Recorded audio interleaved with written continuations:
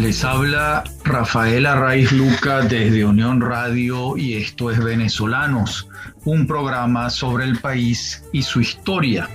En la continuación de la serie sobre militares venezolanos que se inició con Miranda, luego Piar, Bolívar, Monagas, Urdaneta, Mariño y hoy José Antonio Anzoátegui. Mi número de productor nacional independiente 30.720.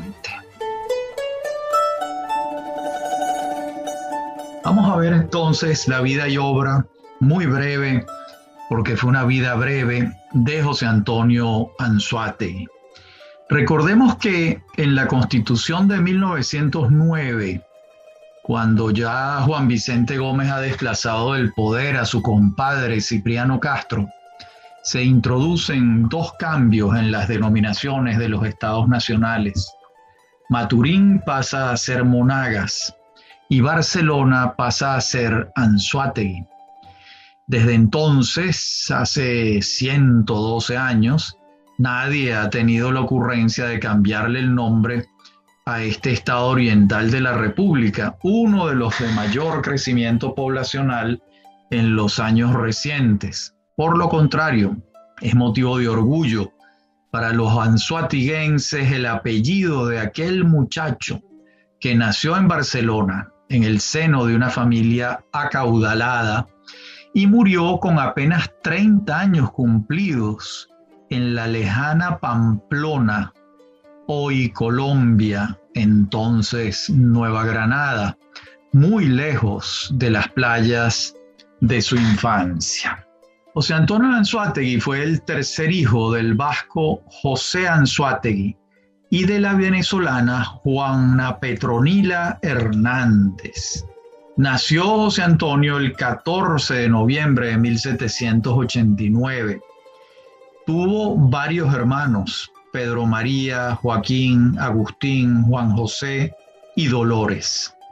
Su padre, José Anzoátegui, llegó a Venezuela hacia mediados del siglo XVIII, entusiasmado por su pariente Agustín de Anzoátegui, quien era un factor importante dentro de la Compañía Guipuzcoana, aquella empresa que tuvo en sus manos el país entre 1728 y 1784, con un monopolio comercial y con el mando político delegado por el rey de España en perfecta contratación.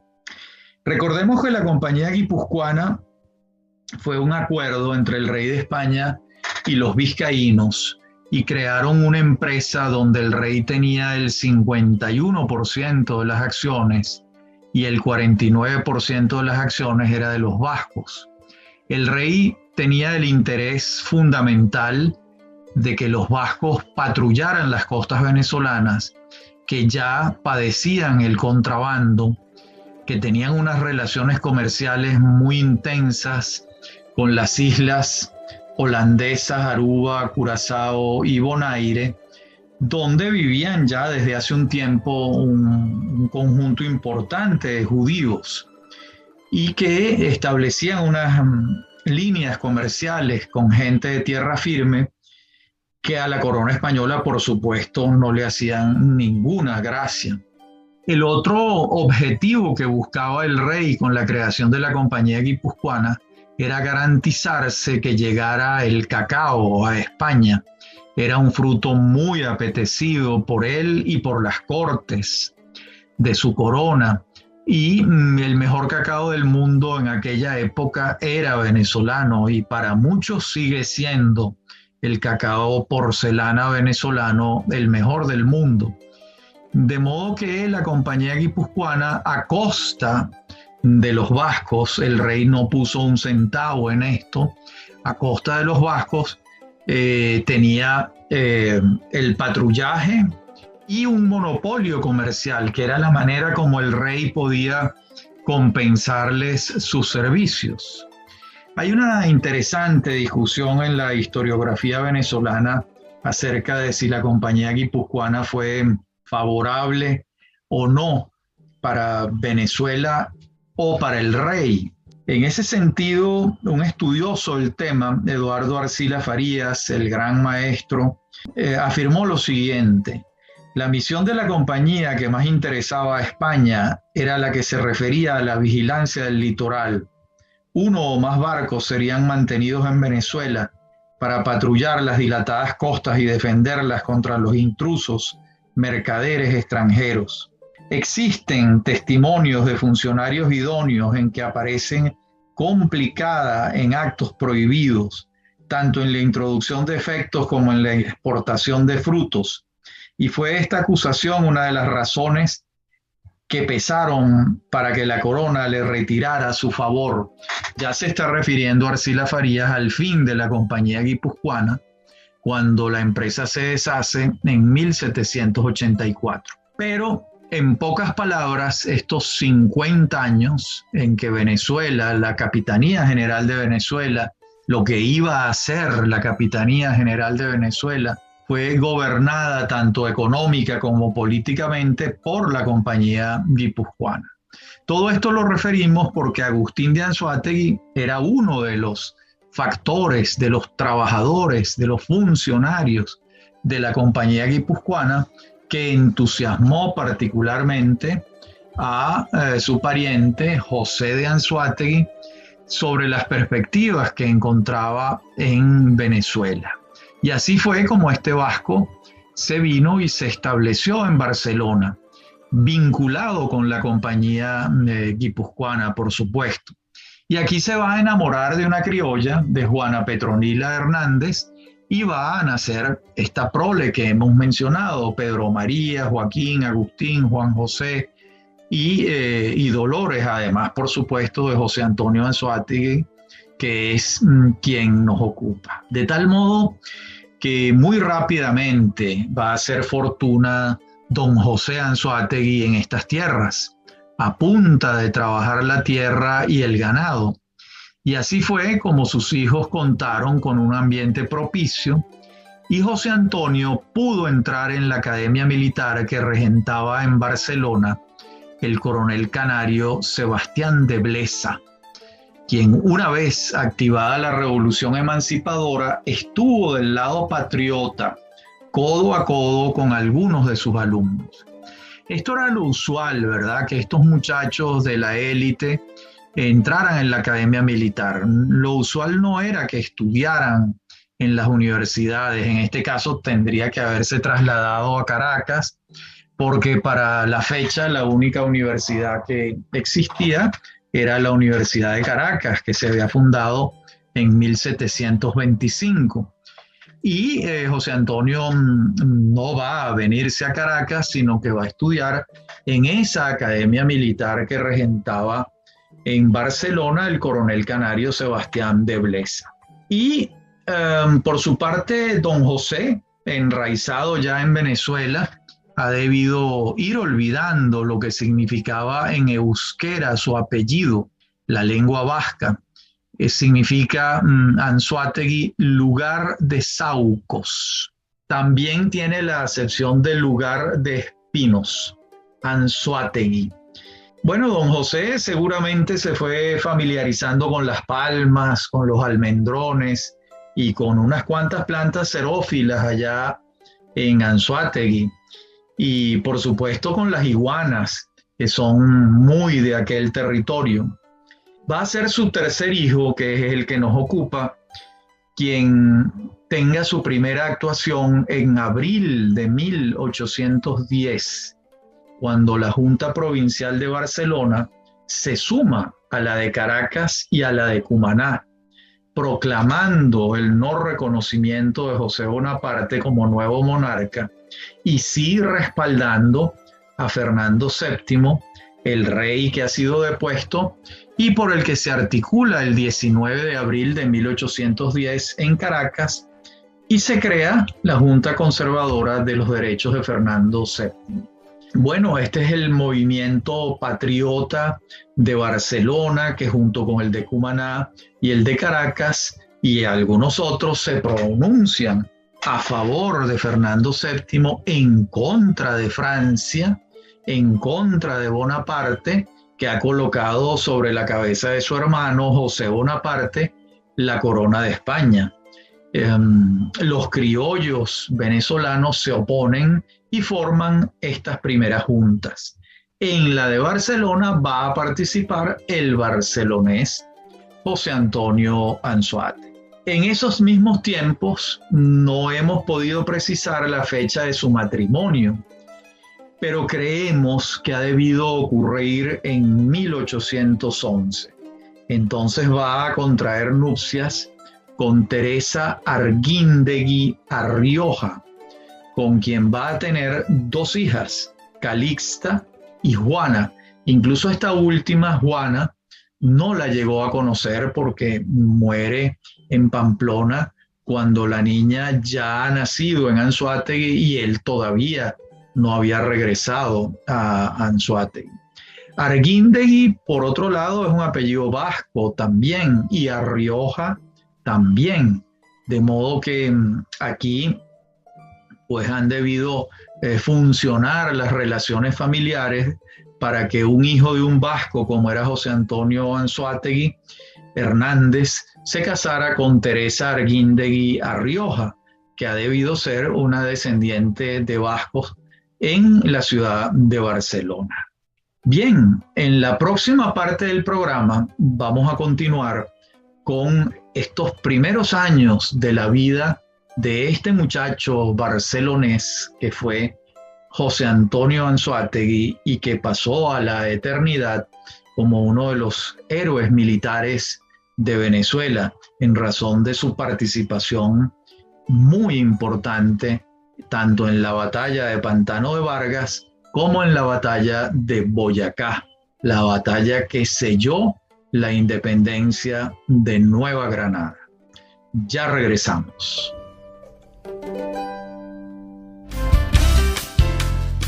Estás escuchando Unión Radio Cultural. Este y otros programas de Venezolanos los puedes oír en formato podcast a través de Anchor.fm. Para alguna sugerencia sobre este espacio, pueden escribirnos al correo rafaelarraiz@hotmail.com y en Twitter @rafaelarraiz. Somos Unión Radio Cultural.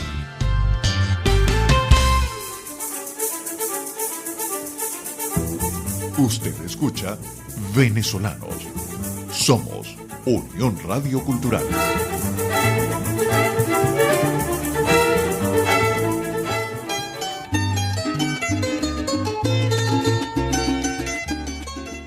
En la parte anterior del programa estábamos hablando de esos primeros años de José Antonio Anzoátegui en Barcelona, de su entorno familiar, de sus padres, de su matrimonio, de las 2 hijas que tuvo.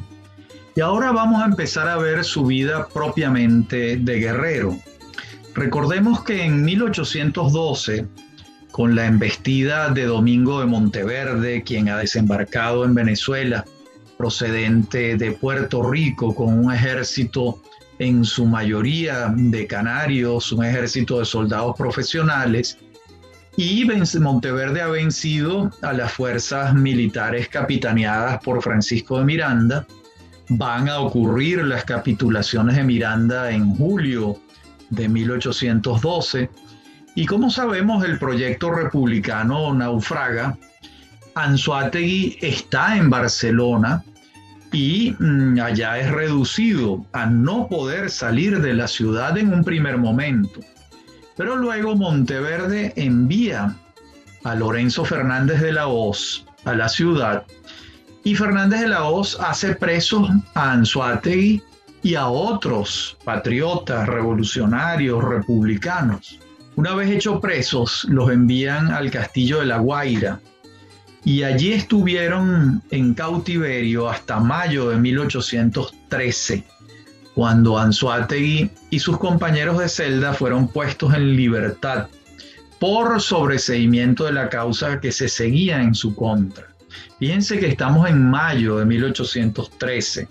Bolívar no ha entrado triunfante a Caracas al frente de la campaña admirable todavía. Eso va a ocurrir en agosto de ese mismo año. Y así fue. con la entrada triunfante de Bolívar a Caracas, al mes siguiente, en septiembre, el capitán Anzoátegui se incorpora al batallón Barlovento en los valles del Tuy, a las órdenes de un hombre de una gran valentía y de grandes éxitos militares, como fue Vicente Campo Elías. Nosotros nos preguntamos dónde estuvo Anzoátegui entre mayo y septiembre de 1813. No lo sabemos, pero suponemos, es lo más lógico, que regresó a su casa en Barcelona a reencontrarse con su esposa, su hija, con su familia paterna, pero no tenemos pruebas documentales que avalen esta suposición. Sin embargo, la consignamos. Y vamos a tener a Anzoátegui participando en octubre de 1813 en su primera batalla. Campo Elías se enfrenta a José Tomás Boves, el asturiano, y lo derrota. Y entre los vencedores está Anzoátegui. En diciembre de 1813 lo vamos a hallar ya a las órdenes de Simón Bolívar y tiene lugar la batalla de Araure, donde triunfan los patriotas. Y en enero de 1814 lo tenemos a las órdenes de Rafael Urdaneta en Baragua, muy cerca de Barquisimeto, donde vencen al coronel Reyes Vargas. En febrero pierde Rafael Urdaneta contra Ceballos y Anzoátegui por primera vez muerde el polvo de la derrota. En marzo vuelven a triunfar ante Reyes Vargas en Barquisimeto y en ese mismo mes Urdaneta y los suyos están en San Carlos y son derrotados por Sebastián de la Calzada. Luego, en abril, triunfan ante Ceballos en Carabobo, mientras a las órdenes de Santiago Mariño pierden en abril en Cojedes ante Ceballos. Como vemos, esta es una etapa vertiginosa en la vida militar de Anzoátegui, porque hemos relatado en muy poco tiempo algo que comienza en octubre de 1813 y estamos en abril de 1814 y han sucedido una detrás de otra una serie de batallas importantes donde Anzoátegui va a estar a las órdenes de Campo Elías, de Bolívar, de Urdaneta y de Mariño. Y ahí va él ascendiendo en su carrera militar. De hecho, a mediados de año es ascendido a sargento mayor y va entonces a batallar en Cojedes y en Mucuchíes, con un triunfo y una derrota. Se va con Bolívar a Nueva Granada y está entre marzo y mayo de 1815 en el famoso sitio de Cartagena y se retira junto con Bolívar hacia Jamaica y Haití. Recordemos que en el sitio de Cartagena van a estar un grupo importante de venezolanos resistiendo los embates de Pablo Morillo, que ya ha llegado con su ejército y Morillo los derrota y muchos de ellos pierden la vida, otros logran irse a Haití, como en efecto ocurrió, otros a Jamaica.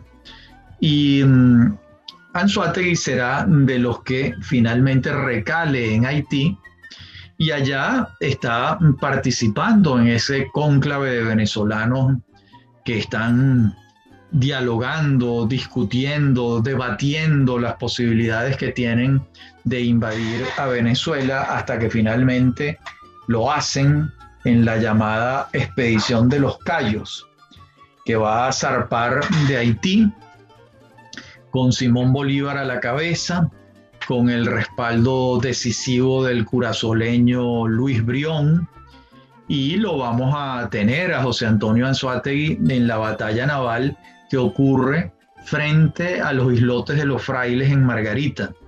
Eso ha debido ser entre los islotes de los Frailes y Playa El Agua, Playa Guacuco, la Playa El Tirano. Eso está ocurriendo en Margarita el 2 de mayo de 1816.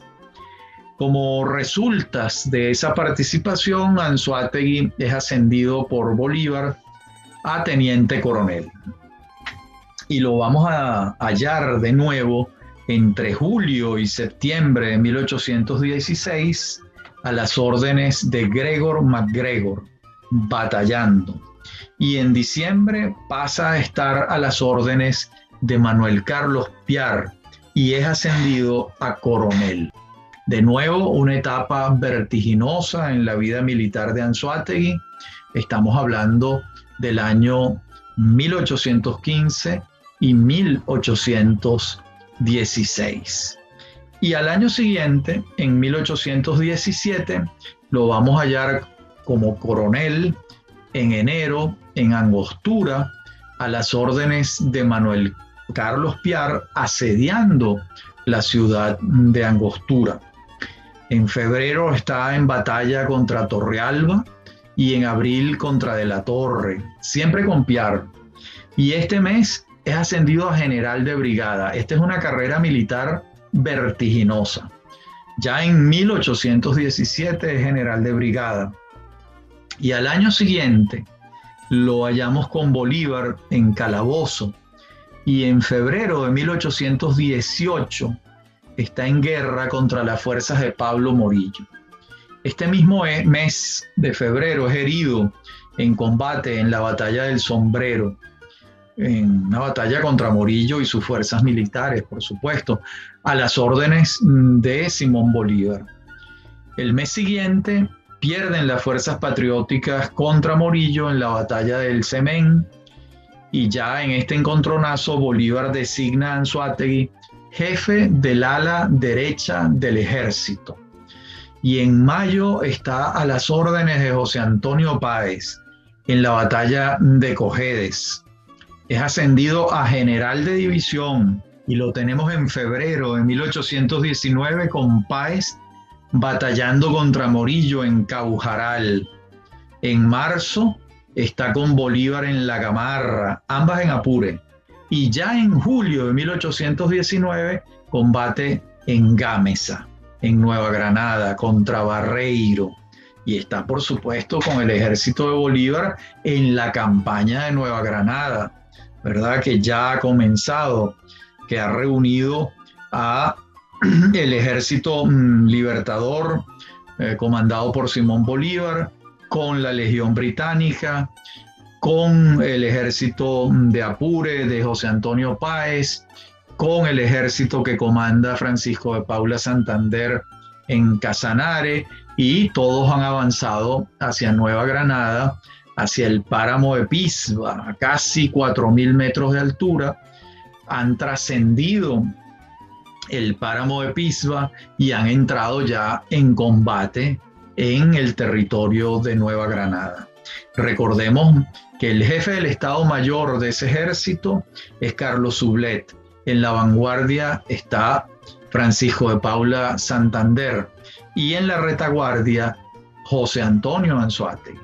Así va a participar él, ¿verdad?, el 25 de julio en la batalla de Pantano de Vargas y el 7 de agosto de 1819 en la batalla de Boyacá.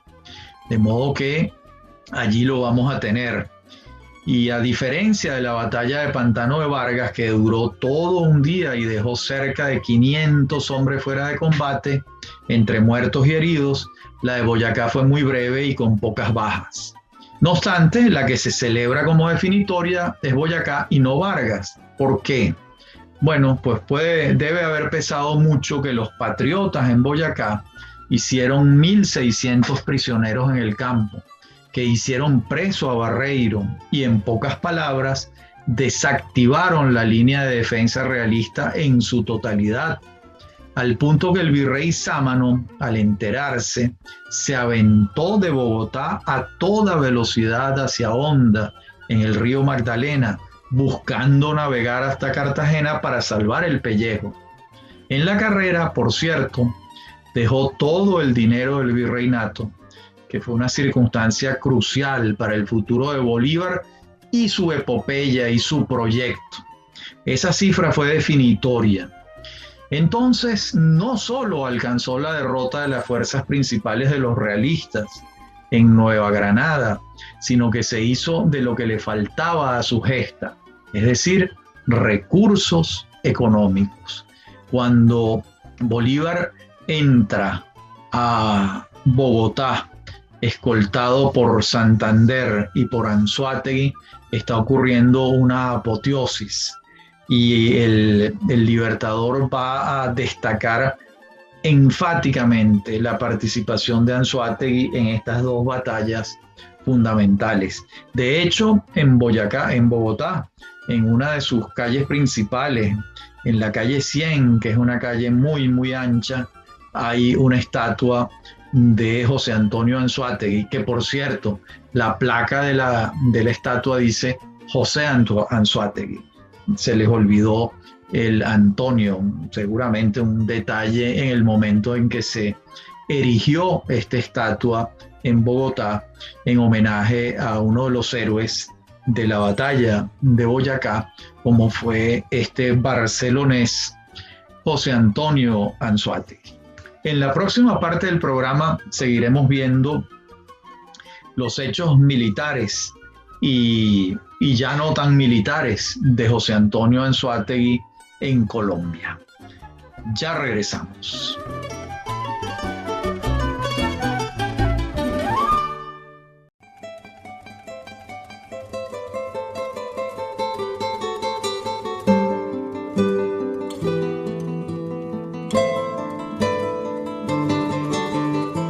Bien, en la parte anterior del programa veníamos haciendo la relación de los hechos militares de José Antonio Anzoátegui y nos basábamos en el trabajo de Manuel Landaeta Rosales, donde hay un apartado que se titula Hoja de servicios del heroico general José Antonio Anzoátegui. Eso lo hallamos también recogido por Jovito Franco Brizuela en su libro José Antonio Anzoátegui, general bolivariano. Muy bien, sabemos que en la batalla de Boyacá el ejército libertador estuvo presidido por el general en jefe Simón Bolívar. Habíamos dicho antes que el jefe del Estado Mayor fue Carlos Sublet. La división de vanguardia estuvo encabezada por Francisco de Paula Santander y la división de retaguardia por José Antonio Anzoátegui. Esta fue la última batalla que libró el general Anzoátegui. La entrada a Bogotá fue apoteósica y el 18 de septiembre tuvo lugar una gran fiesta celebratoria en donde Anzoátegui recibió la Cruz de Boyacá de manos de la señorita Bernardina Ibáñez. Antes presidió los actos del Libertador, flanqueado por Santander y Anzoátegui, que fueron los jefes de las divisiones vencedoras de la batalla de Boyacá. De modo que aquí Anzoátegui, en su corta vida, disfrutó de las mieles de la victoria, de la apoteosis de la victoria que le ofrecía el pueblo de Bogotá, agradecido por las victorias en Pantano de Vargas y en Boyacá, donde se sella la independencia de Nueva Granada. Y concluidas las celebraciones en la capital, en Bogotá, Bolívar va a designar a Anzoátegui como comandante del Ejército del Norte. Se refiere, por supuesto, al norte de Nueva Granada. Y con esa encomienda, Anzoátegui va a cabalgar hacia Pamplona y va a llegar a esta ciudad el 25 de octubre de 1819. Y allí comienza a trabajar en función de la designación que ha hecho el Libertador como comandante del Ejército del Norte. Y el 14 de noviembre, un comité dispuesto para ello en la ciudad de Pamplona le celebra el cumpleaños a José Antonio Anzoátegui con un banquete, una comida, una fiesta. Y al sentarse a la mesa, Anzoátegui se sintió mal y le pidió a Diego Ibarra que lo representara en el acto. Ibarra estaba acompañándolo. Recordemos que Ibarra fue uno de los edecanes más importantes del Libertador. Y le va a corresponder al coronel José María Ortega dar los partes de la situación que estaba enfrentando el general de división José Antonio Anzoátegui. En las primeras informaciones Ortega dice que está muy grave. En el segundo parte, el día siguiente, revela que la situación seguía igual de grave. ¿En qué se basaba Ortega? En los informes del médico de la Legión Británica, el doctor Foley, quien señalaba que corría riesgo de perder la vida el general Anzoátegui. Y así fue. Lamentablemente, a las 10 de la noche del 15 de noviembre, expiraba el hijo de Barcelona, José Antonio Anzoátegui. A su lado, en la cama donde estaba expirando, estaban Jacinto Lara, Ambrosio Plaza, Diego Ibarra y José María Ortega. ¿De qué murió Anzoátegui? ¿De qué falleció? Pareciera un accidente cerebrovascular o un infarto, pero tenía 30 años. También se ha dicho que fue un morbo súbito. Esto lo pongo entrecomillado, ¿verdad? Porque, bueno, ¿qué es un morbo súbito? No lo sabemos.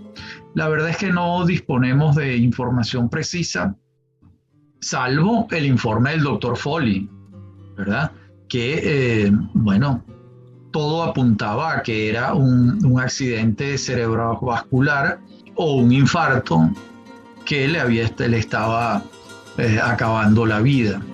Incluso alguna vez se tejió la hipótesis de que fue envenenado, pero nunca fue sustentada esta hipótesis, ¿verdad? Es decir, la hipótesis se fundamentaba al parecer en los hipotéticos celos que podían tener muchos compañeros de Anzoátegui de el privilegio con el que lo señalaba Simón Bolívar en todos estos episodios por la actuación destacadísima de Anzoátegui en la batalla de Boyacá. Entonces, esta hipótesis se colocó sobre la mesa, la idea de que haya podido ser envenenado, pero no pudo probarse y pareciera que un envenenamiento lo hubiese llevado a una muerte mucho más rápida, que prácticamente de inmediato. En cambio, aquí hubo una agonía que le hizo pasar la noche, que llegó al día siguiente, hasta que finalmente murió. Los restos de José Antonio Anzoátegui fueron depositados en la Catedral de Pamplona, pero el terremoto de Cúcuta de 1875, que fue un terremoto devastador en Cúcuta, que tuvo muchas implicaciones, arrasó con el templo de la Catedral de Pamplona. Y esta iglesia tuvo que reconstruirse en otro lugar.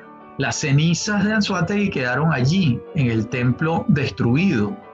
Y así fue como en 1933, bastantes años después, la Academia Nacional de la Historia de Venezuela envió una comisión con el objeto de hallar sus despojos.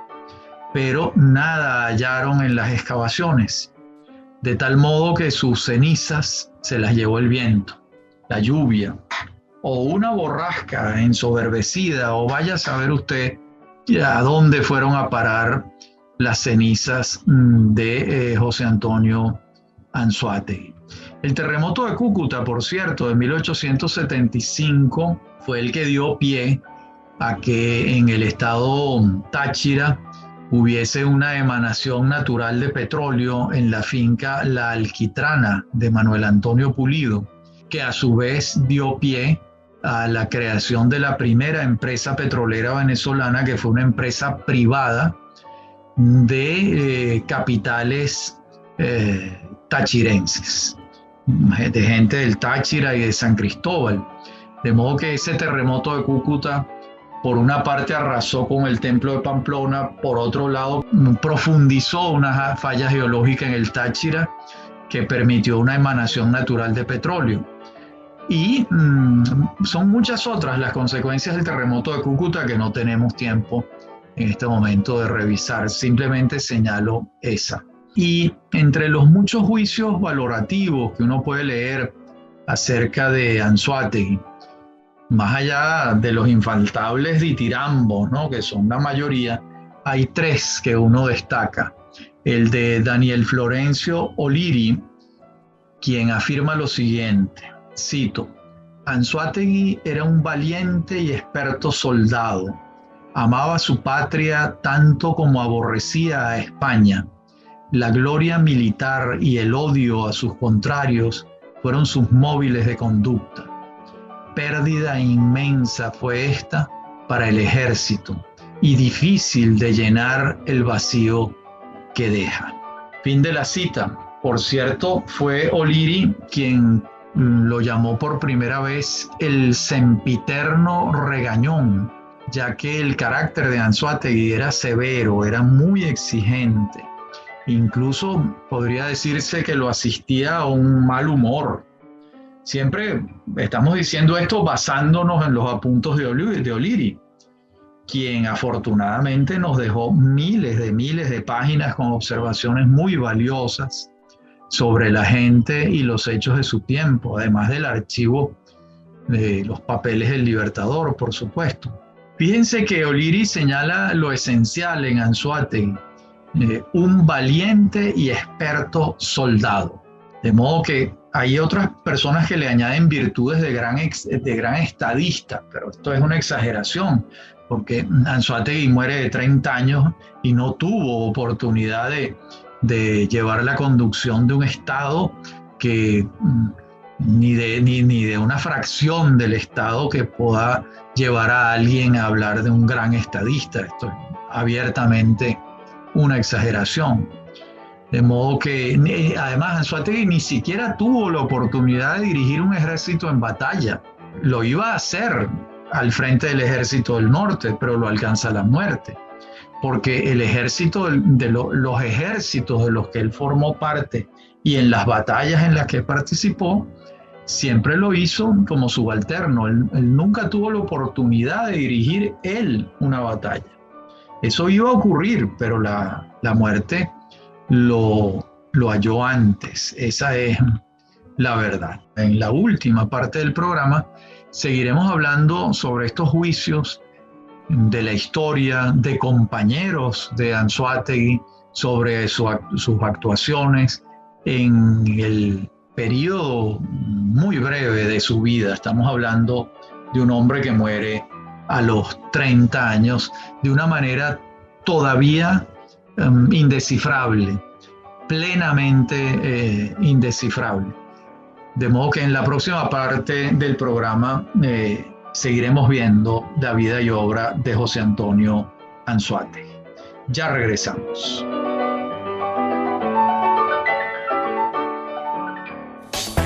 Estás en sintonía de Unión Radio Cultural. Recuerda, todos los programas están colgados en la aplicación Anchor.fm. Este programa, Venezolanos, lo puedes volver a escuchar los sábados a las 10 de la noche y los domingos a las 10 de la mañana. Somos Unión Radio Cultural.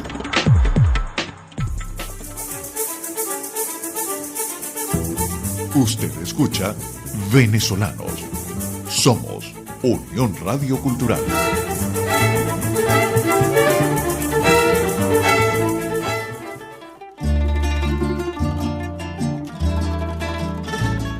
Bien, referíamos en la parte anterior del programa lo escrito por el general Daniel Florencio O'Leary sobre Anzoátegui, un valiente y experto soldado. Veamos ahora lo que dice el parte del general Carlos Sublet, escrito desde Venta Quemada. Eso es una zona de la región cundiboyacense, muy cerca de Tunja, muy cerca de Villa de Leyva y muy cerca del sitio de Boyacá, precisamente. Allí Sublet en su lenguaje siempre preciso y cristalino, va a decir lo siguiente, cito: el señor general Anzoátegui, a la cabeza de 2 batallones y un escuadrón de caballería, atacó y rindió el cuerpo principal del enemigo. A él se debe en gran parte la victoria. Qué generoso, ¿no? Sublet. A él se debe en gran parte la victoria. Fin de la cita. Y así fue. Y así se reconoce en Colombia, sin demeritar a Santander, por supuesto, que fue el otro factor esencial de este triunfo en Boyacá. Por otra parte, se hace evidente que el futuro de Anzoátegui era descollante, por decirlo menos, como lo fue el de Santander, que hay que ver lo que logró a partir de aquí. De modo que esos eran los 2 vencedores, y así lo reconoció Bolívar, designándolo jefe del ejército del norte, porque Santander iba a quedar en Bogotá, al mando de la ciudad y de esa unidad política que era la Nueva Granada, que muy pronto Bolívar en Angostura iba a convertir en la República de Colombia, pero eso todavía no ha ocurrido. Va a ocurrir en diciembre de 1819. Estamos en septiembre, octubre de ese mismo año.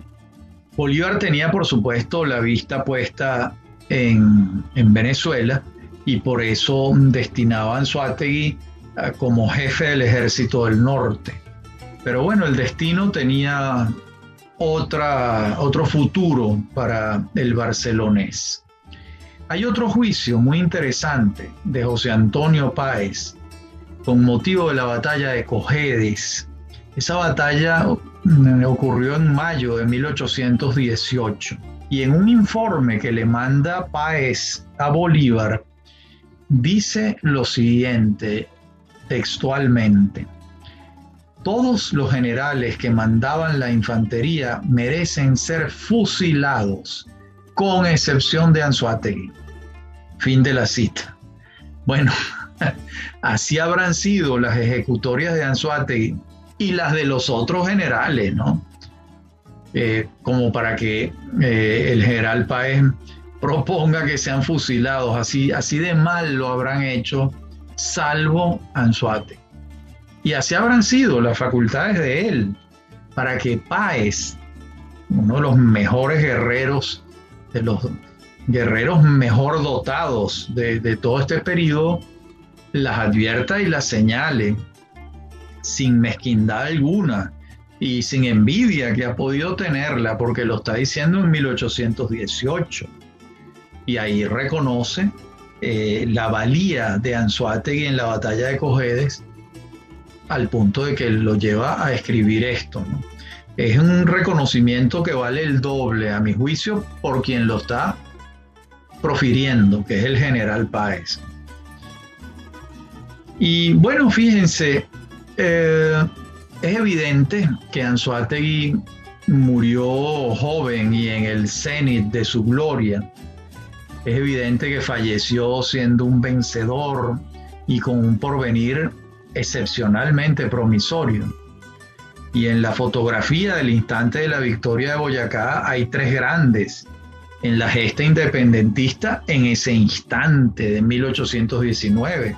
Esos 3 grandes son Bolívar, Santander y Anzoátegui, no cabe duda alguna, ¿no? Aquí uno se pregunta, bueno, ¿y por qué no Sublet?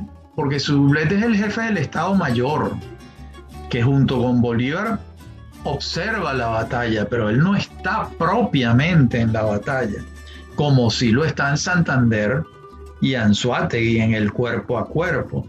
Por eso es que el señalamiento es para ellos dos y no de la misma magnitud para Sublet. Ahora, Anzoátegui va a morir en este momento histórico. De allí que no es aventurar o advertir que la gloria de Anzoátegui incluye el futuro que no tuvo lugar. aunque esto parezca una formulación extraña, no lo es. Es decir, Anzoátegui muere en el cenit de su gloria, con un futuro muy prometedor, y de alguna manera ese futuro que no ocurrió, la gente, el gentilicio anzoatiguense lo incluye dentro de sus valoraciones. Estamos hablando de un hombre con una vida muy breve, 30 años apenas. Además, no incurrió en graves errores. No tuvo tiempo siquiera de incurrir en errores mayores. De modo que no hay ni una mancha, ni siquiera lunares pequeños en la hoja de servicios de Anzoátegui. Bueno, alguien puede decir, esta es la ventaja que tienen los que mueren jóvenes. En alguna medida ocurrió lo mismo con Antonio José de Sucre, quien va a fallecer a los 35 años, también en una juventud evidente. Ahora, claro, todo esto que vengo diciendo no le resta mérito alguno a ese gran soldado que fue Anzoátegui, de acuerdo con la valoración de todos sus compañeros. Pero sí explica cómo un hombre que fallece tan joven, que no llegó a comandar un ejército en batalla, haya sido inmortalizado con la designación de su apellido, por ejemplo, a su estado natal. Que alguien pudiera preguntarse, bueno, pero ¿cómo así? ¿Por qué tanto? Yo creo que al hacerlo se estaba señalando el futuro que no tuvo lugar y las ejecutorias perfectas del joven barcelonés. Yo creo que basta con lo dicho por Páez para entender la magnitud de las virtudes militares de Anzoátegui. Y lo otro que se desprende de la valoración que Bolívar tenía de él y de lo escrito por O'Leary es que era un hombre serio, preciso, ordenado, urgido por el cumplimiento de sus responsabilidades. Por eso O'Leary probablemente lo llamaba el sempiterno regañón, porque se ve que era un hombre que quería que las cosas se hicieran como tenían que hacerse.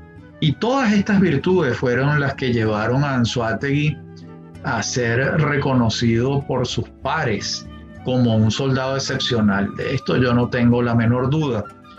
Estas son las virtudes que debemos señalar en recuerdo del héroe y las que permitirían extender su vida en un sentido pedagógico o magisterial.